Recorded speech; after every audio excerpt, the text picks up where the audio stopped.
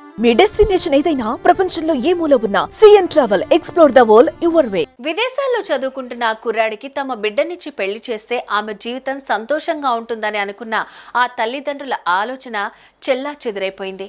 అందంగా ఉన్న ఆ అల్లుడు మనిషి రూపంలో ఉన్న రాక్షసుడని వారికి తమ బిడ్డ చనిపోయిన తర్వాత తెలిసొచ్చింది. ఇంతకీ ఎవరా అల్లుడు?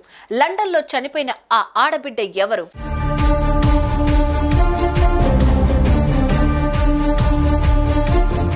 ఇదిగో ఇక్కడ మనం చూస్తున్న ఈ కుర్రాడి పేరు పంకజ్ లాంబా.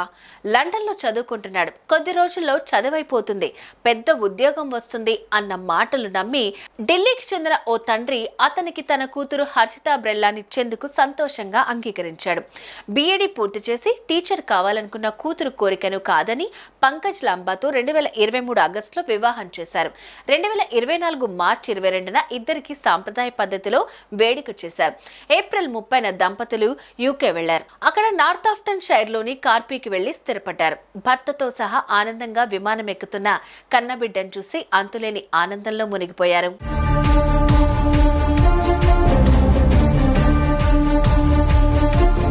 యూకేకి వెళ్లిన ఆ దంపతులు కొద్ది కాలం పాటు సంతోషంగానే ఉన్నారు.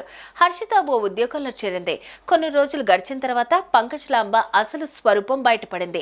సెల్ ఫోన్లో తమ జంట తీసుకున్న ఫోటోలు ఇన్స్టాలో పోస్ట్ చేయొద్దన్నాడు. తరచూ తల్లిదండ్రులతో ఫోన్లో మాట్లాడటాన్ని తప్పుబట్టాడు. చిన్న చిన్న విషయాలు ప్రస్తావించి కొట్టడం మొదలు పెట్టాడు. భర్త కొట్టే దెబ్బలు భరించలేక వీధిలోకి పరుగులు తీస్తే పట్టుకుని తీసుకొచ్చి మరి చితకబాదేవాడు. ఇన్స్టాలో ఫోటోలు ఎందుకు పెట్టడం లేదంటూ, తాము ఫోన్ చేస్తే ఎందుకు కట్ చేస్తున్నా అంటూ తన సోదరి అడగడంతో అప్పటిదాకా మనసులో దాచుకున్న ఘోరాలను హర్షిత వాళ్ల ముందు వెళ్ళగక్కింది. నిత్యం నరకం చూస్తున్నట్టు గొల్లుమందే.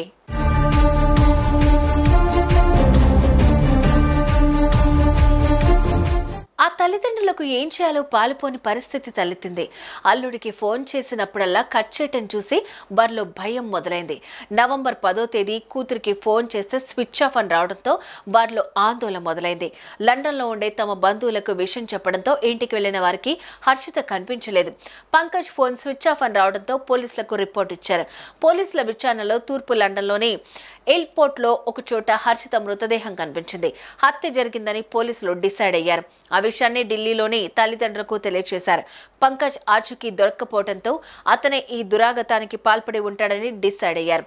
అతని కోసం వేట మొదలు పెట్టారు. ఇలా కొండంత భవిష్యత్తున్న యువతి జీవితం 25 ఏళ్లకే ఆవిరైపోయింది.